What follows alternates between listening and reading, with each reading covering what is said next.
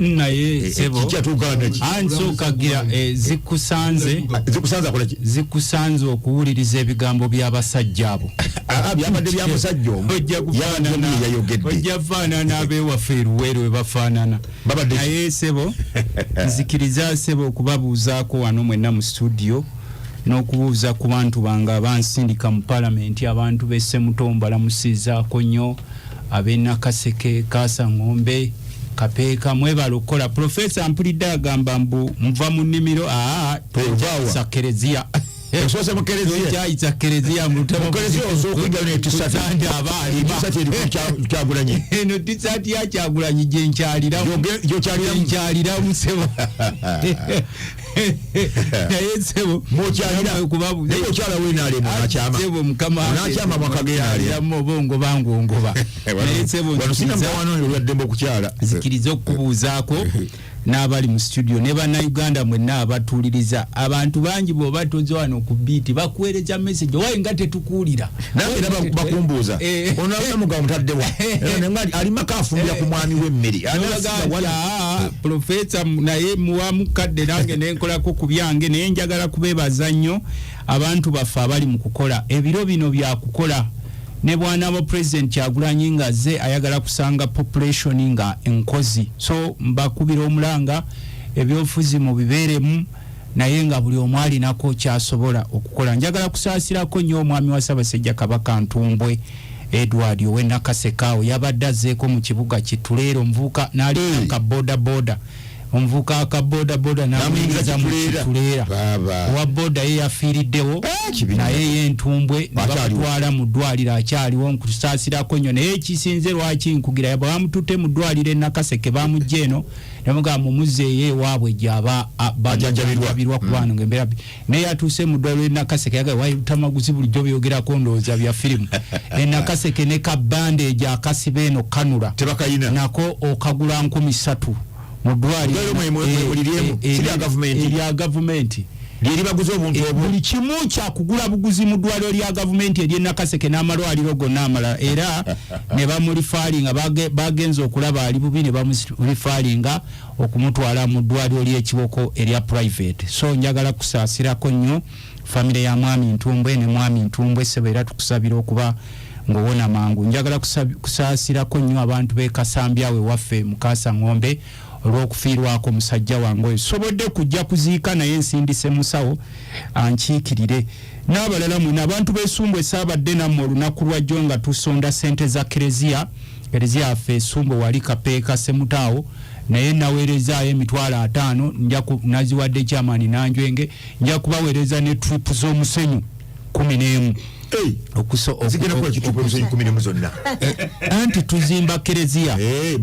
katwali badde tetwogera naye olumugamba abasajja abo bakopi nnyo tebayamba ku bantu father agenda kujja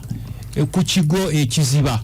mwabe ekiziba muike ejja mujja kujja nammwe mu Kimeeyo enkota z'amatooka 2 bishop agenda kujja ekiziba ku kigo bazimu agenda nazo mujja kujja mu Kimeeyo enkota 20 ez'amatooke ne milioni ya sente muntu kyosinga kwa nakyo amatoko gayine kyo nkimanyi banange ngali anti kati nze sekubagiza ate nako ezo omusana gwatuyisa bubi so abekiziba mujjakira nawo sente mujje mu Kimeeyo akakadde n'amatoko 20 wakiri n'enkoko 5 nze ne boba tonsanze omanyi abantu baffe bekwasera nze mpadde atoyagala mbeerewo nze ne bali abakulu baba bakimanya bali awaka mukimanyi kyobolaba otugene ntukola kati waliwo omusajja omuyanzanyuza ali nga nvumirira nnyo weenaale nga nvumirira nnyo ennaku ezo yali agenda wa Sali Musale nga akozesa ekkuba eryo lino w'obulenzi Kapeeka olumanyi ndowooza John Kerry kyamu obayita Kisule Kaasa Ng'ombe Nakaseke ku ddwaliro paka Kapeeka ennaku ezo emmotoka yaabwe neekwama ne bavaawo ssaawa 9 ogw'ekiro nakozeseza $1,25,000 okukola ekkuba eryo buli wali ogunnya wootasalanga enkuba etonye naye kakati ekkuba eryo litandikira wano mu Luweero obayitewo obulenzi naye oli ayinza okuyita ono talina kaliye yampaddeyo n'omutwalo naye nga takimanyi nti n'ekkubo kati omukulu oyo yandeetedde embuzi namba sijja kwogera linnya kuba ngambe bayinza okugoba mu gavumenti yabadde agenda wasali musale nga gyakolera emirimu gyamu amaanyi mu gavumenti agende wa mukama waabwe ye kapeeka naye yagaa nti embuzi eno ngikuleetedde ate nange yagimpadde waliwo omusajja omulema gwe nalabye asiba otalina kyagira ne mugaa sebo nange embuzi eno ngikuwadde eriggwako omusajja agimpadde bwe erizaala wajiwadde omuntu omusajja omulema bano abatesobola naye mugaa yagirese eriggwako yagirese eriggwako nangamba embuzi wadde embuzi yino nga nkwebaza saagala onjogereko linnya lyange kunkyayisa basajja kwebaza kubanga okola ekkubo lino okuteeka omanyi bano bwogenda mu yunula ogenda wa ku disitulikiti bagate tulina sente kati kyetwekula muso nabe timuna lugogo ekkubo litugatta ku Luweero namwe tugenda kukolawo essaawa yonna sebo kyenjagala okusembyayo njagala kusaba abantu beemanywa wali ekapeeka mbadde nina okubeera nammwe olunaku lwa wiiki eno naye tubadde bize nnyo ffe abakyalina komite ezikola nga ate njagala kujja ne komishona w'ebyettaka njagala genda ndi shadow minister w'ebyettaka mu palamenti naye nasabye n'abakoba bampe amateeka g'ebyettaka agali mu nnimi ennansi tugende nga tugagabira abantu basobole okuba nga bagasoma okugategeera nabagamba omuluka gw'ekigege okubanga waliwo gurupu zino ezijje ne Kampala ne zijjayo ebyapa ne zigenda ku blue page kino John Ken kyamuzikiwulize ne Namugga kuba mu ntero okuli abantu bagwa ne bagenda ku blue page ne bakyusa ebiwandiko omuluka gw'ekigege tegutundibwa kasa ekyalo Kasambya ne Lukese tegutundibwa yes kakati batunda eno waliwo gurupu z'abalaalo bano bemuyita abalaalo naye abanyarwanda abave Tanzania balina abakungu be bakolagana nabo mu gavumenti babakolera ebyapa nga bajja ku kyalo ekyo nga bagamba mu abaliwo wano mulumbu kyamu ekitundu kikibaako kyapa kyakyo ekyo anti bajja eno ku blue page bakyusiza so abebuggala nammwe kyalo ekyo tekitundibwa kitegeeza nti omutawana gw'ebyapa by'ettaka guli wali ku blue page wali wabeerawo yes kati abakubeera kyovolaba Jeno Museveni ayogera nnyo ennaku zino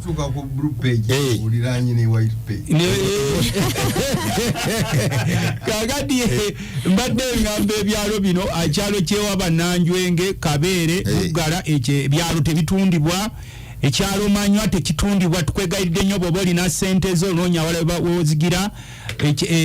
ekyalo kya Mutakasa olusozi Nsaasi n'ekya Mutakasa tewatundibwa oli wadde mba otunda ku lusozi eri waggulu kuba waliwo muwala w'omunene mu gavumenti abadde agala okuzinga wonna awo tewatundibwa mbagambye nti no Kasambya Lukese tewatundibwa ne Buggala w'eri Nakaseke nawo tewatundibwa n'Ekikandwa wekasa ngomesebo kenu kyamuze ebyalo byo bulira abantu bava eri nga bakuleetera ne ebbaluwa mbwano honorable twagala kukolagana naawe abantu bano baliwo mu bukyamu so tebitundibwa twakkaanya namwe abakulu era ne ku minisitule y'abeyalands nawandiiseeyo ebbaluwa njagala kusembyayo sebo professor nga nsaba ennaku zino abantu babadde balumba leader of opposition Joel Senyonyi the right honorable leader of opposition Joel Senyonyi woli bakuteekereko radio owulire bw'oba olina obudde obujulira abakukuba bali mu gavumenti eyawa neya mwami Museveni era office ezikukuba ziri bbiri waliwo office y'omusajja omu ow'opposition ali mu parliament awo alina office eri awo ku Jinja Road yasasula abavubuka be n'abo abasajja okukusalamu obutambi obwo ku mikutu okukuba omuvubuka alina Facebook account next account enyingi ennyo ng'olina Facebook account esukka mu 10 bakusasula buli wiiki $25,000 office endala eri Kyambogo eno yao yabeena alemu bagattaganira n'abapiero yu si abo in fact mukyala waabwe namusiimako Uzia Namyalo naye namusaba nti lwaba akola emirimu gye najje namusanga kubanze ndi wa wiso mutegeera yaluwo kati underground intelligence officer kati najje nabasanga keyo nga tebantegedde nga bakola emirimu gyabwe eno office yo zanjawulo zegata Piero yu nabeena alemu okukuba Joel Senyonyi lwaki bakukuba nti gavumenti ya Bungereza parliament yabwe gye bayita House of Lords for the first time in the history of Uganda yayitadde younger man Joel Ssenyonyi okugenda mu parliament ya Bungereza. I think olina okugendayo mu October ne bakuwa essaawa 2 ojja obanyonyola ebifa mu Uganda. But not in the parliament. Mu parliament nkugambye uliriza sebo maguzi kutugende mpola mpola nze ni munamawulire. Sebo twaga tuwabye bantu. Bamuyita ajja genda addressing committees not the floor of the parliament. Si floor ya parliament ya Bungereza. Kati sebo uliriza sebo uliriza kyenkugamba uli akitegedde kati kuba nayo yinza okuba munda kyatambudde akasente katambudde naye uliriza ekyange yinza okuba ku mutwe akasente katambudde akakuba Ssenyonyi naye kyembadde kwa naye nawe kansubye tuli tusobola kubaako naye nga sente zatambudde ezimufiira bamuyise kyenkuwuliriza ekyange mu parliament ya Bungereza agendayo kakati atali member wa parliament tosobola ku addressinga mu plenary. Yes. Oli desebo ne bobera president nga bolabo wano mmoja naye bwogenda you go in parliament and address members of parliament plenary. Si plenary ati kugambe you go in committees you address members of parliament all different committees ne bakolera special arrangement you address members that you did that toyogera na kiraka kugambe member walide professor walide kubaga sebo mukama wao cyamaguzi tumuli abantu ekitufu ajja kusinkana abakaba parliament ababungereza aba committee eyo parliament ye Bungereza sikugambye plenary nga wano walaba Modibwe yajja waliwo yajja na tusinkana mu parliament natwadwe siku plenary naye munda kakati bana abasajja bategedde nti bayise leader of opposition ogenda okwadressinga members of parliament in the United Kingdom ne batandika propaganda waabwe and it is well paid for nga bamukuba nga balina okukuba era Joel Ssenyonyi bino byonna genda okebere ku Facebook accounts ku Twitter z'obuvuka bwe basasula okuvuma Ssenyonyi okumujolonga okumubulakameringa propaganda mulimu ochulide sebo dedikere samu ogwo mulimu buli wiki bakusasula emitwalo 25 engasere nyi tekati goli wano gobano abadde tonna bakufuna era mbadde nkubuuza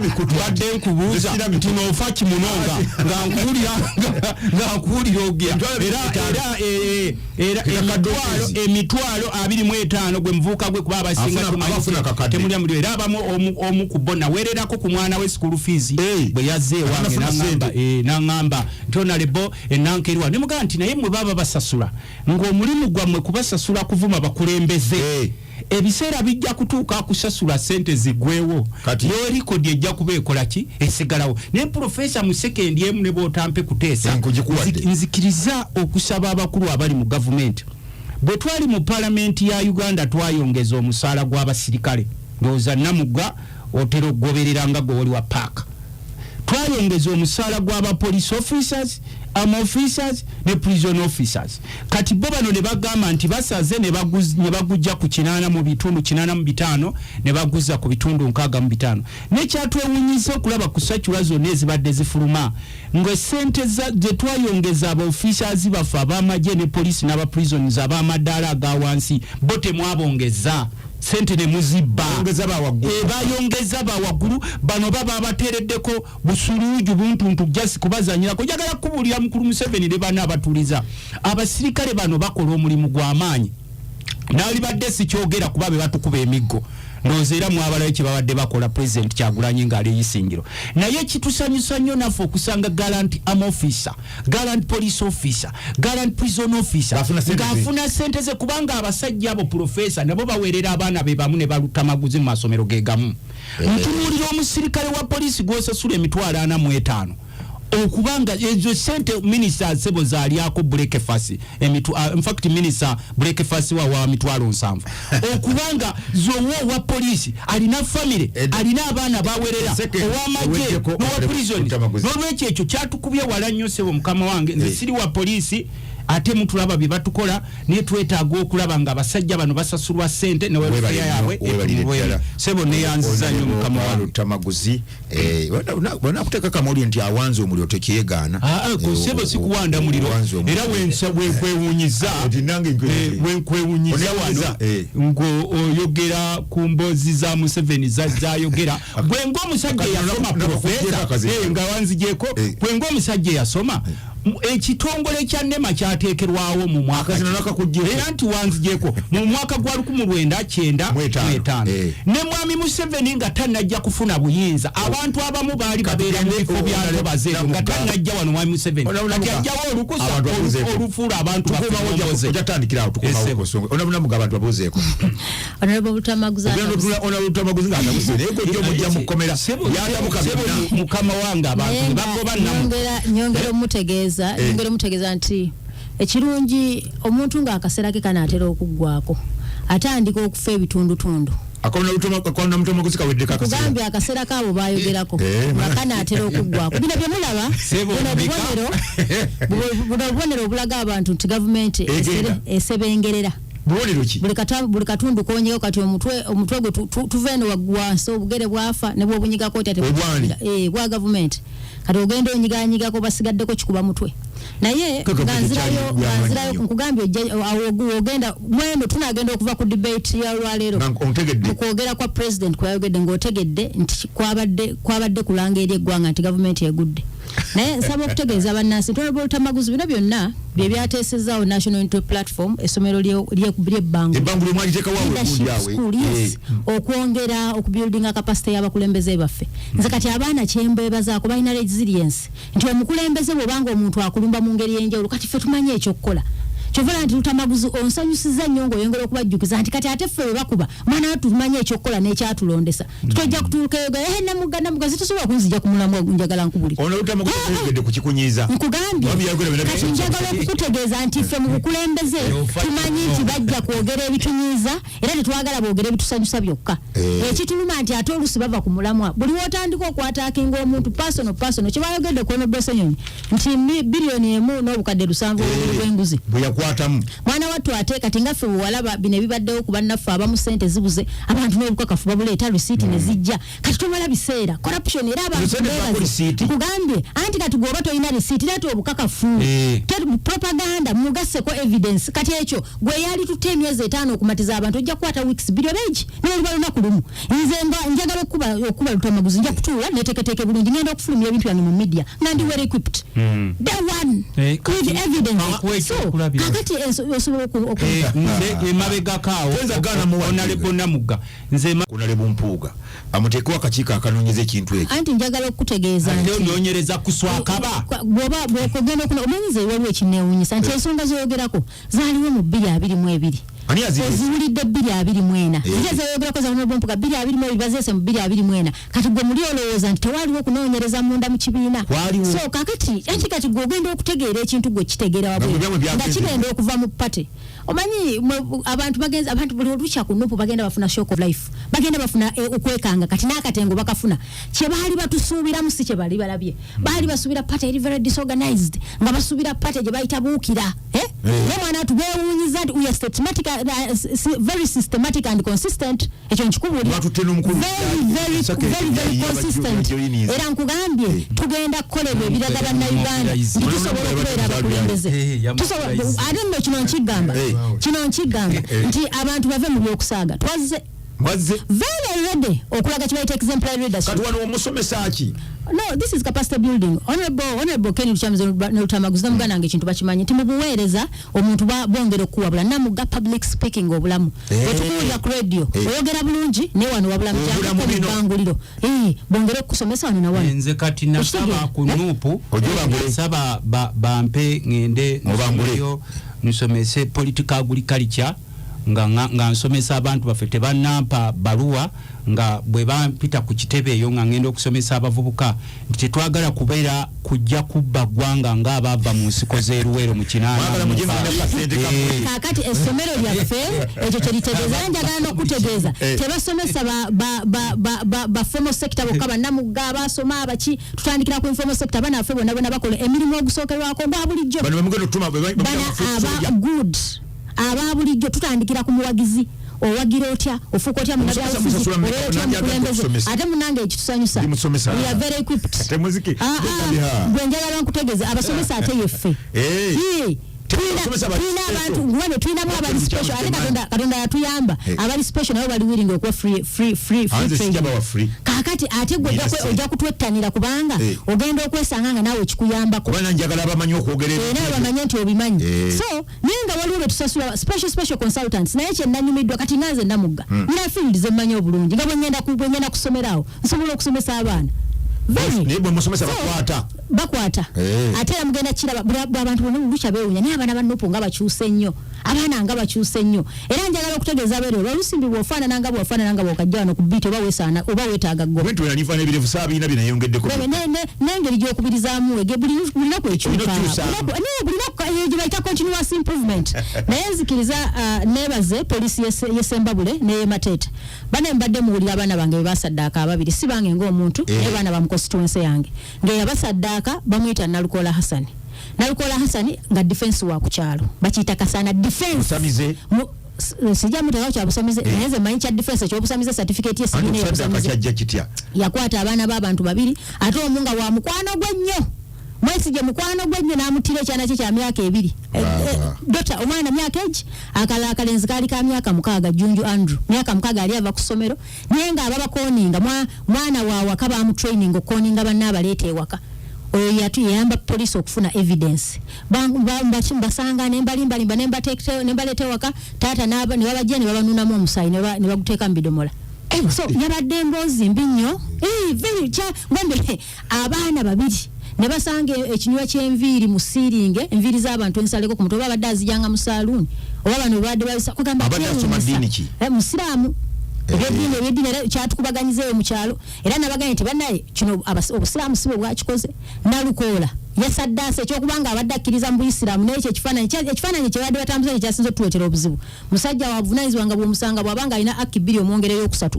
ngaggumidde musajja mugagga bayira omugagga wa ku kyalo era yadde bamuta omugagga wa kuno mugagga wa ku kyalo musajja agundidde bamusibye tebanneewozaako omusango bwe bagumeshonize Essembabule babongeddeyo Masaka naye kyabadde kyanneeraliikirizaamu awo emabega babadde bamaze ennaku 10 nga bakyali ku poliisi tebannababati nga tweraliikirira era mponinga abakulembeze mu NRM mbawoninga Kenu Shamzo manyi yatandise okuwulirwa abadde musajja affe nnyo bambi atukoledde nnyo bambi saabadde abadde atuyamba nnyo omusajja affe bambi biki ekitta bantu tetuteeka mu byobufuzi bagamba nti bamutaddeko olukongolo kubanga badi we nedda wadde omusajja waffe ate bakwata n'abaana babiri noga nti bataddeko olukongolo ekizibu tuweekiri naye abadde musajja waffe nnyo tumuyambye tutya Nalukoola omusango gwe ngugeraageranya ku Gwakajubi ojjukira ogwakatoka Jubi era mpita civil society muveeyo muyambe abazadde bagambye abazadde bange babagamba mbona abasajja bagagga nnyo olowaya akasente mu biveemu temujja kubasobola mwenjagala obategeeza tujja kubasobola mujja kufuna obwenkanya kuba olina waba yes olina nkugambye kino nkikuba tola nti ndi mumpi ngenda kuwanviira mu musango ogwo kubanga toyinza kutta abaana guno omugaso gw'obukulembeze kuprotectinga abantu baffe Ken Lukyamuza abaana babiri netubasanga mu kinnya babanuunamu omusaayi ate nno kye baŋŋambye abaana omwana omu gwe bayita Junju bamusangiza ebitundu bye ebyomunda byonna amawuggwe biki nga kiringa ekyekwatagirizaako ku bino ebya bode simanyi biki ebyokutunda organize era baŋŋambye nti twongere okunoonyereza waliwo akakundi akaraketi akalabika nga kakwatagana mu Kampala bakwatagana ne gurupu eyo okukwata era waliwo n'omwami gwe batulagiridde ow'embiriizi alina omuzikiti awo embiriizi batugambye nti yeebaketi eri awo abatuuze bagituwadde no information so nsaba poliisi eyongere okunyonyeza raketi nnene abaana baffe battibwa mu ngeri enkyamu nzikiriza nsembi okwebaza president ne ttiimu yaffe yonna ababadde mu countrywide tour mu Western Region byonna ebizibu bye mwayiseemu okulemesebwa poliisi okutulemesa okukuba enkuŋŋaana okulemesa okugenda ku radio tukivumirira era ndowooza gavumenti eno ejja kgenda eyongera okumanya nti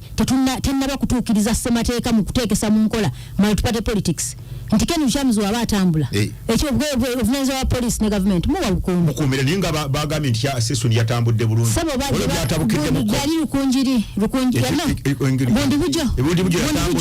bujo bakoleramu effujjo bondi bujo teyatambula bulungi wano ishaka wabadde walungi lukunjiri teyabadde mbinyo naye bondi bujo abantu baffe bakolwako effujjo so saba kubategeeza nti ebintu bino tubikwate mpola mpola obukulembeze tubugabane n'obuvunaanyizibwa buli omu akola omulimu gwe kubanga tuli mu nfuga ey'ebibiina eby'enjawulo abemawogolamba kubiriza kukola niwakubadde mukulu Museveni abaga nti gavumenti ye yababbi naye temwetaba yabagambye nti yababbi ate teyaba paradinze ekyankwanzi n'abagambye yabyogeredde nti bano bwe mulaba enkuŋŋaanyiza bwe bakulembedde obulabogga nga mwenna mwogera bulala ebintu bubyogera waliwo ne minisita yadduse waliwo minisita yaddukidde Canada mu Uganda tewali minisita yadduse wali information yonna etambula bonna bakyaliko bainvesita bamugambye ono atubbako ssente n'adduka ali Canada nsaba professor nonyereze nga gwe munamawulire oyambeko bannayuganda obutafiira omwogerako okudduka namawulidde bwegaye tolina gwe bawulire wamutegedde yadduse yaddala waali nsaba muyambeko okunonyereza ku banka ya Mercantile gye bagaddewo abantu baffe bafiiriziddwa sente ekisasulayo kasente kyayingiddemu kitwali kyongole ekyajja era namwe mwongere kyogerako kuba abantu babbiddwa mwongere kyogerako banka neggalako abantu bafiiri abantu sente kati byesibye waliwo ekitongole ekyateekebwawo kyakatandika oba kimaze mpulira kiranga ennaku zino kisasulayo okutasooka bukadde 10 kati alinawo obusukka 10 gwagambye alinawo bizinesi ya bukadde 10 enkola simanyi ne gavumenti lwaki yakireetawo kisasulako banka bweggala neggwanga olinateeruzi zonna bakuwaako milioni otasooka milioni 10 gwe lwakuba profesa obuzibu bwammwe katonda abawomukisa mwe mubeera n'empewo profesa gwaliwo ekyebuuziza nti lwaki ne bamanerenda be tulina mu ggwanga lyonna boogera olulimi lumu bamanerenda bonna mu byalo olulimi toluŋŋambanga bamanerenda boogera olulimi lumu olwenakaseke ow'entebe manerenda w'ekyaggwe gwe nkwe boogera olulimi lumu manerenda gwe nasooka okumanya mu ggwanga yali Umaru Kintu akyali nayo yali alende nga bana bayimbi Kintu abantu babuze ko otubulide matters of national politics ojulide onabuna mugomulide onabutamaguzo omuwulide tetulinda kulaba onabukamchamuze mani aina constitution y'eggwanga namba Kintu namusa kubatuwuliriza oluusi owulira ebintu n'ogamba Uganda eno gye tulimu n'ebigenda maaso n'ebitambula naye mu byonna nsooka okutuusa okulamusa okuva eri nankulu wa office of the national chairman Hajati Hadija Namyalo Zia era lunaku olw'ejjo twadde n'esinkagano ne chairman mukama waffe His Excellency Yoweri Kaguta Museveni ng'agezaako okulaba nga tudiscussing okulaba butya bwe twachivinga promises yakola 5 byemwasuubiza mubituukiriza mutya naye yatadde nnyo essira ku kye tuyita socio-economic transformation era n'atunuulira nti wealth creation is the challenge we have as a country on addition to corruption ebigenda mu maaso tusokuliyetinga obugagga president yakyogerako wealth creation akyogerako tukuliyetinga obugagga olw'okuba nti abantu tetutwala budde kuwuliriza bakulembeze nga boogera bayibuli egamba nti abantu bange bafa oba babula olw'okubula okumanya kati buli bakulembeze lwe bavaayo nga boogera tetuwuliriza naye gwe buli lw'obeereyo nga towuliriza waliwo ate abawuliriza ne bateeka mu nkola kubanga olwaleero I was very happy nti okulaba nti tuyina private sector abantu abali mu artisanship manufacturing right now batripoling enamba y'aba public servants of course tuyina muli mujagameje tulwanja giri mitwalo ngana and the moment we speak with facts bana bavaayo ne bagamba nti tebiriyo twogeza numbers nange nalabye nga ndabanga ebintu ebiriyo naye njakuwa bwino bwe tusinga okuba nali mu ggwanga eggwanga amawanga amato gano bwe gaba gakula ekintu kye tuyita obukulembeze kikulu nnyo naye information flow kikulu nnyo mpulidde Honorable Lutamaguzi ng'ayimirirawo ku lwa muganda wange Ssenyonyi ayimiriddewo kubanga sikankubadde Ssenyonyi zino milioni 15 nawe kwoli oba ne bwine milioni 15 mulida bali okumala ebyagamba ayagambye njiweeyo sikankubadde nga mukulu wange Joel Ssenyonyi wa opposition naye president yajjako n'agamba kikulu nnyo okuba ne media contributing akukula kw'eggwanga kubanga media kintu kikulu nnyo naye tulina obulabe bwe tulina mu ggwanga lino nti buli muntu agenda n'akwesa emitimbagano n'ayisaawo byayagala bayisaawo byo biyitawo oli n'akeera ku makya n'ayogera kalebuli gw'atalinaako era n'atuuka mu bantu era twesanze ng'abavubuka abavuddeyo ne babeera nga balina amasimu bazimbye amanya abamu batandika okukola amanya nga bavuma bakulu mu ggwanga muno ne bafuna following ennene babasasula obusente ne bajja bonoona amanya g'abantu ne babawalongo information ne bajja ne babikola ne babyamplifyinga nze sinyumirwa nnyo kubanga okulembera eggwanga it doesn't matter whether you opposition it doesn't matter whether you an NRM social economic transformation kikwata ku buli muntu kubanga ntunuulira ebigasa eggwanga tebabyogerako siwulirangako ku bavubuka abo abasiba ku mitimbagano bavuma abantu boogera ebyakalibule sibawulirangako lwe bajja kwogera nti Uganda bwe tuvudde mu bwavu oba tetunavaako mu bwavu era sibawulira kubanga n'amasimu ge balina leero tebagorera emitimbagano emyaka 15 emabega tegabaddeewo tugambe baana bato babazadde jjo bamanyi kye bakola naye ekintu ekibi ku mutimbagano kivuga nnyo kubanga sikankubadde abantu bano betwegomba Abamerika betwegomba Abangereza betwegomba Abagermany they have very strong laws when it comes to social media tebalina amateeka agavugira ddala naye wano tuyina amateeka agakola nga baagadde kubamu ne gatakola ng'abamu boogedde ebitasaana bwe kigwa ku muntu atali muganzi kyensaba bannayuganda okuteeka morality mu society it is not a responsibility of a political party kankwe ku information kintu kubanga gova Luweero nawe oli wa Luweero oli mutabani wa Aji Nadduli mukwano gwange ate nkuuliriza bwokola ekituufu nkuwagira kyakuwagidde ku kiro kyembadde mutambuza ekyebyalaani kyembadde nkuwaako amateeka ga wano galinga kiyumba kya nabbo spider rule kati nkweky'okulabirako ababba sente za cooperative singa opposition nga bayamba Museveni okutabangula opposition tagenda bakwata tubamanyi aba opposition ababba obumbi bwa cooperatives nga bakwano ba Museveni bamuyambako okutabangula opposition togenda kulabayo n'omukomera kati kyembadde nkugamba nti genda mpola aba opposition kamakinge kano oba olinawo okasala mu kasale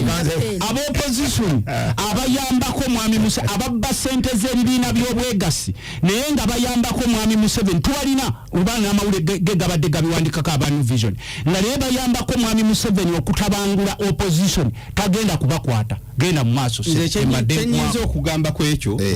nti information you were senior member of parliament the right honorable this is your second term era akakasa bulungi nti information yonna gye muyina musobola okugikwata ne mugiteeka ku mitimbagano abantu bano ne mugamba bano banike banama yes they are facts ono tutamuguzanya ne kebane bagambe nti gundi ne gundi yatwala zino na zino nenga mpuga bamwanika bagambe nga tebannamukwata nkugambye abana balabandikibwa bino betutunuulira senga babadde basinga okunoonya ani president gwalinamu interest yandibadde permanent secretary wa Ministry of Trade and Cooperative ali munda kati exactly kya Geraldine Sali tibongamba nti waliya ali very special more than the permanent secretary bali bamugoba awantu n'amugangiza president yenyini niwo gamba nti waliyo ali very special ali muntu wenye more than the permanent secretary president bwe yali agenda okutongoza budget we yali awa address yabagamba ekinajjamu n'akigumira parliament sikankubadde banne baagaana okujja kuba nkola yaabwe okubaawo naye baali bisenge bya parliament nga bali kujja era babeerayo mu parliament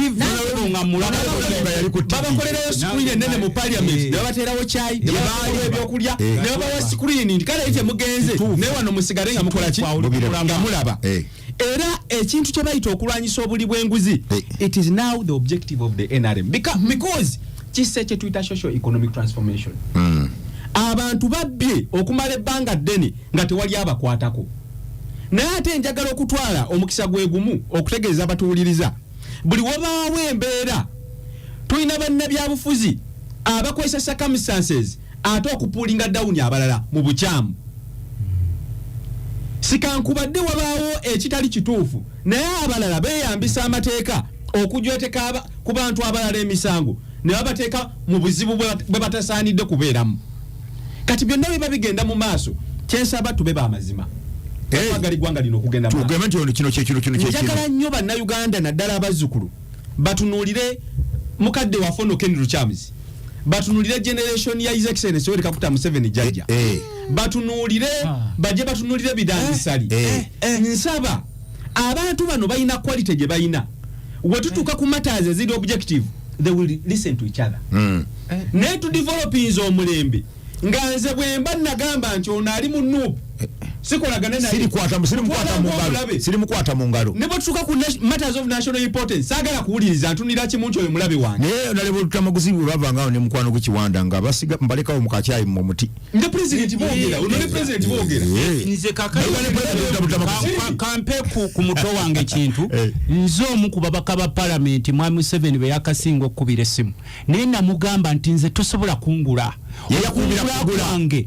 kolera abantu bebeetaaga nange njagala sene namugamba kolera abantu bebeetaaga kati ngenda okulaba nga ndi ku lisiti ye beyateeka mu redi abalina okusala ak'obulago naye mwoli kati kyesinga okumanya namugamba n'ofa kimunonga sisobola kujja wano kwogera mboozi eri wakati wa Honorable Tamaguzi ne mukama wange kubanga yajjayo kyayagala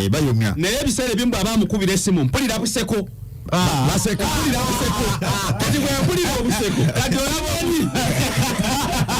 simanyi obuseko babeera mu byakusala mu mutwe kintu wumba tugende Luchamuzi naye nga tugenda mu maaso abavuge babatendeza okulimba abantu baffe naddala ababadde balina obuzibu bw'okubeera mu ntobazi His Excellency yabadde very clear nga wa address ye n'agamba this is common sense anti ogugwe mulamwa tugenda okwogerako era tugenda gendayo this is common sense abantu babeere vigilant mu Uganda waliwo abantu abagufudde omugano okulowooza nti nze nsobola okera ku makya n'ennyingira ekibira ne neongamyamu wabagala okujjamu ne bansasula njagala kifuuka ekyokulabirako ne bw'obanga mwakola olukujjukujju ne mukozesa amateeka ne mwegabira ebibira ne mwegabira entobazi ne muzimba amafactory gammwe gye tulaga mu maaso they are going to audit you sebo eroli professor whether you don't like professor ono kamweka information amanda agave eggulu lole y'amanda okuva eggulu tuuka e Kampala bagijjako miliyoni mu kitundu ng'amanda galiko gammeka anti lole ebejjudde amanda ga bbeeyi nnyo nnyo manyi yali business wano lole y'amanda okugijja eggulu okugituusa e Kampala bakujjako sebo mbadde nkakwanga ka information bakujjako miliyoni emu n'ekitundu kuba abantu bajja kuwanga bakyayingira okutema amanda kakati kubanga okutema amanda president ya guiding miti ki egitatemwa waliwo n'ebititiri bye tusobola okujjamu amaki amanda omuntu bayinza omugamba nti otema guno otema guli naye kyetwogera okugamba abantu baffe right now tuyina 1.007 trillion eya PDM financial ye yagwa buli parish yafuna obukadde 10 oli ne yeebuuza bwe mbatunulidde omuluka gwange gulimu ebyalo 10 bina abantu abasukka mu bantu ebitaano abantu ebitaano bagenda ganyirwa bakya mu bukadde 10 tebategera kye tuyita formula gye tukozesa PDM eno senga financial ya ewedde nkwadde obukadde 10 obukadde bunene 10 tubukuwa as a soft loan ng'ogenda bukomyawo after 24 months ejo je myaka emeka ebiri buli mwaka omwaka guno financial gye tugenzeemu eno twongedde obukadde obulala 10 mu mwaka okugenda okujja financial ya eddako 225 226 bana abasooka okwewola bagenda kuba batandise okukomyawo essente ezo era tujja kutuuka mu mwaka ogwo nga tusobola okukavalinga mu kyalo kimu katugeza kirimu abantu 5 nga tusobola okukavalinga abantu 4,000 atego this is a process gye tutambuliramu naye ekyetabbo kye tuyina nti bano bakama bafa abakulembeze tebafaayo kunnyonnyola abantu the strategic vehicle gye twateekinga bukya bwegenda okukyusa obulamu bw'abantu waliwo eyabuuza yo olw'okuba alaba Honorable Namugga akozesa airtime wakakadde n'alowooza yenkanankana naye Honorable Namuga okwata akakadde n'akateeka ku airtime mu nnaku 2 it's not a problem to her because her income is big naye gwe omuntu wa wansi katugeze ifo tulabye wano nga tugaba obuma bw'emberenge akuma k'emberenge ka mitwalo 4 yes akuma k'emberenge omuntu ekitoni nnyo lunaku asobola okuba kilo eziwera kilo 3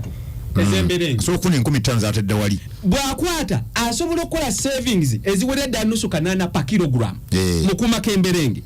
ife tetubawa bukya bw'osobola okukozesa sente entono n'oba ng'olina ky'oyingiza njagala ojja ogambe Museveni oye nga nayo olina ky'oteeka mu nsawo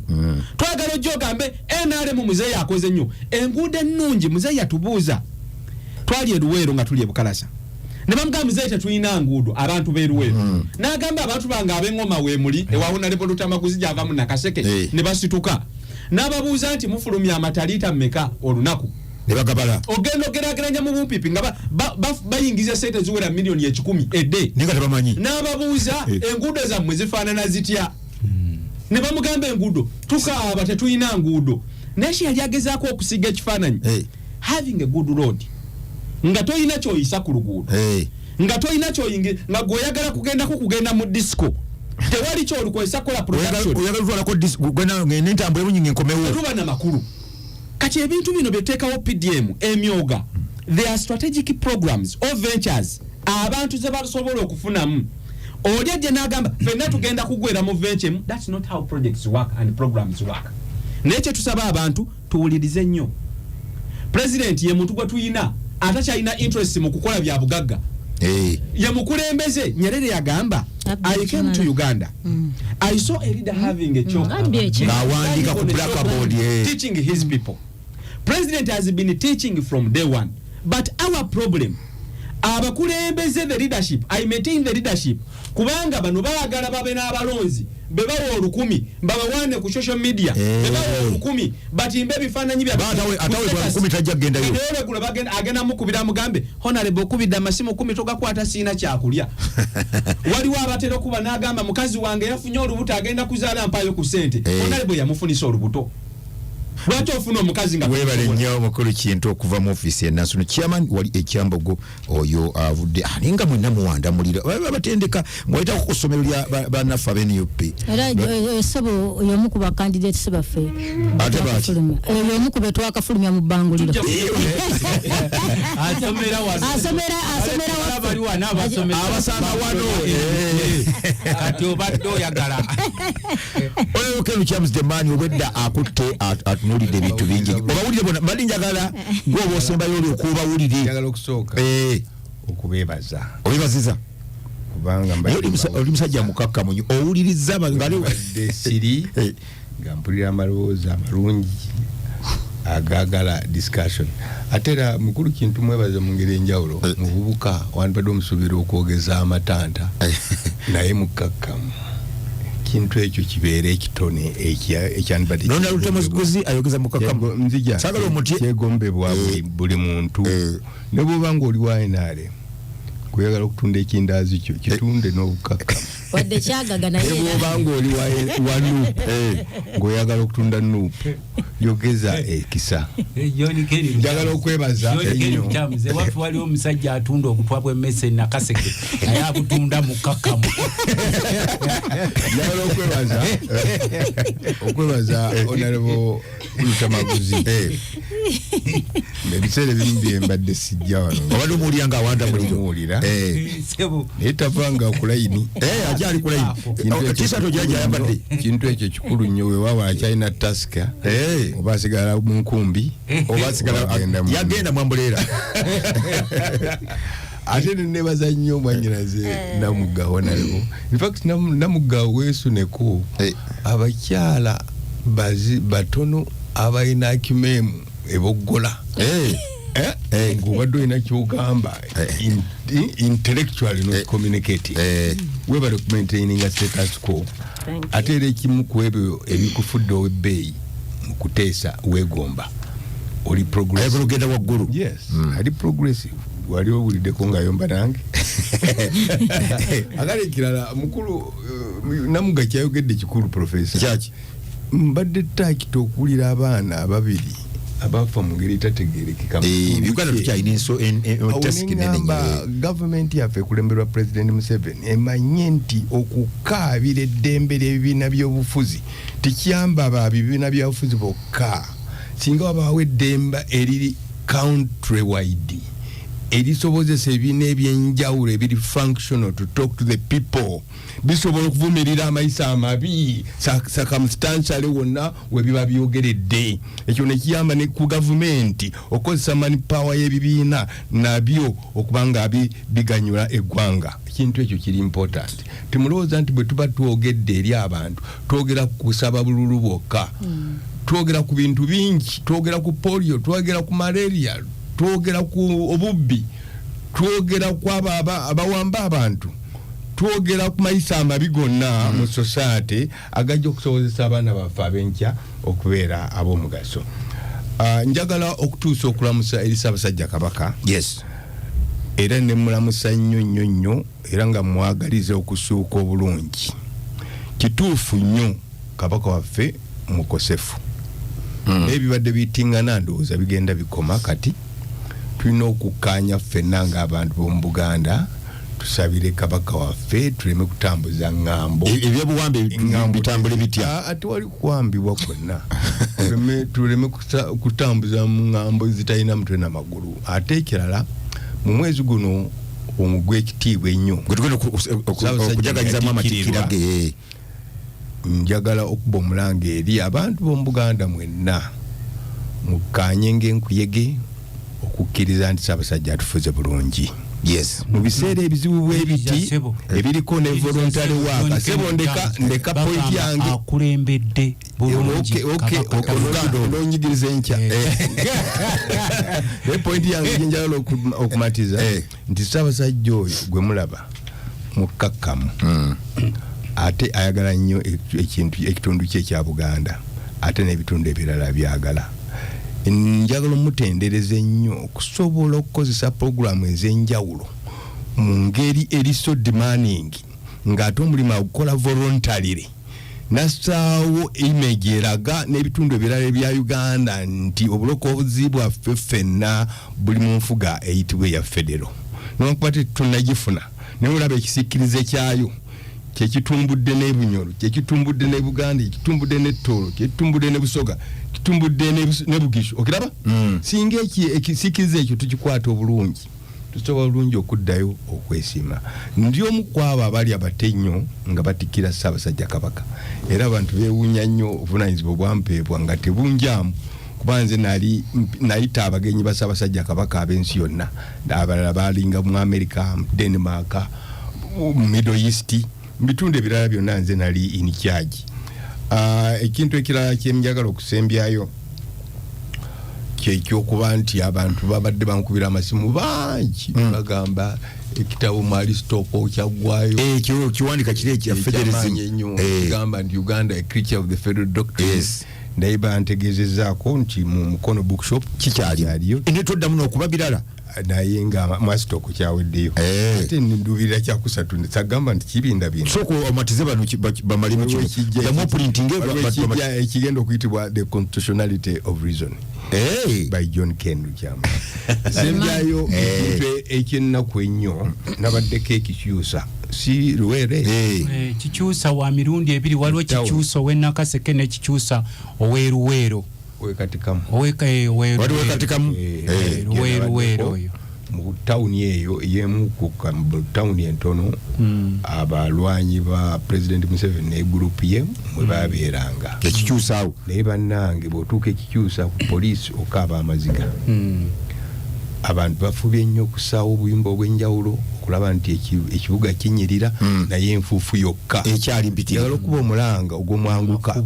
eri President waffe Yoweri Kaguta Museveni n'owekitiibwa Jeno Katumba Wamala nti waakiri mukolere abantu abo mu tawuni bwokka mu Sewuka Chorus abantu bawone enfuufu n'abantu bennyini abajja okuloopa emisango gyabwe egy'enjawulo ku poliisi baddayo nga balwadde. Kintu ekyo kyendowooza kyamuze minisita wa Mwami Museveni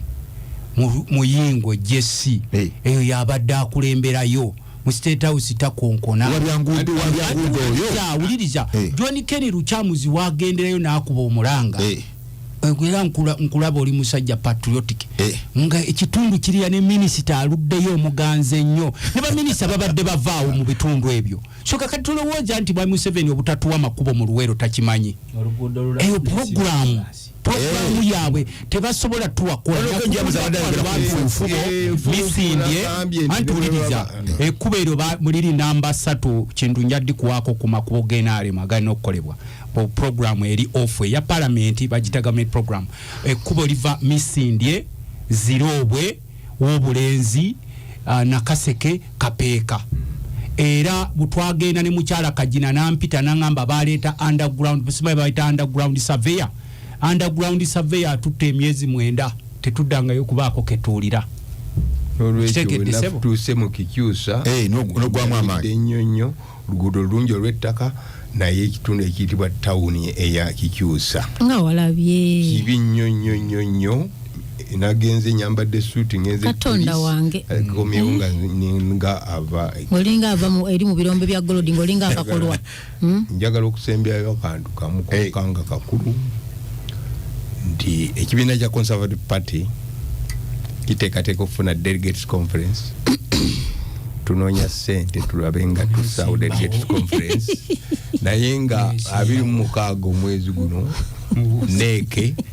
n'abamu kwabo abagaliza ekibiina emirembe obuwanguzi ja kubeeramu n'olukiiko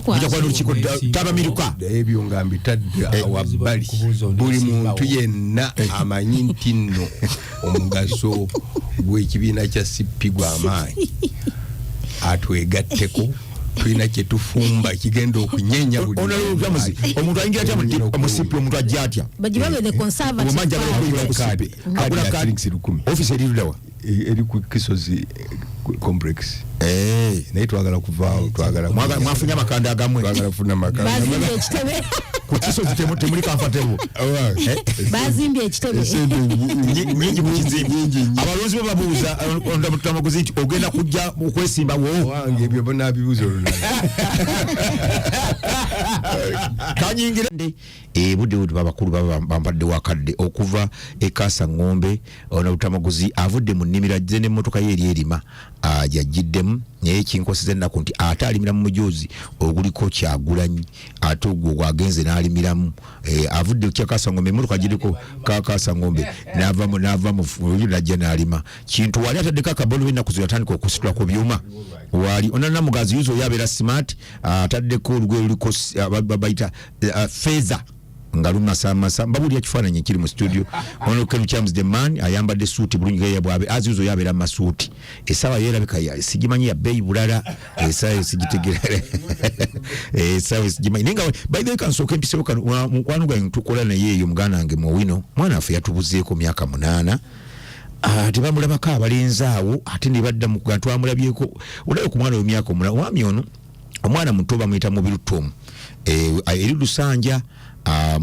omwana afamita Mutebi Gabi wa myaka 8 yabuze ku Lwomukaaga oluwedde yesterday enakuzomeza 2 ekiro omutono munafu muddugavu asomera kusomera ita Innocent Angel wali Lusanja mu kibiina ekyokubiri alimu ni musajja ategera bulunyo talina tabu yonna yabadde yambadde kajini ke nga yambadde ka t-shirt ke kalungi nnyo nga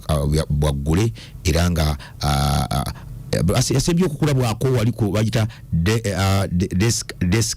deska restaurant ebayitayo nakasajjaawo ng'avaawo ng'atambulaawo ne bamulabako asubira okubeera mu bitundu ebyo wammanga amulabyeko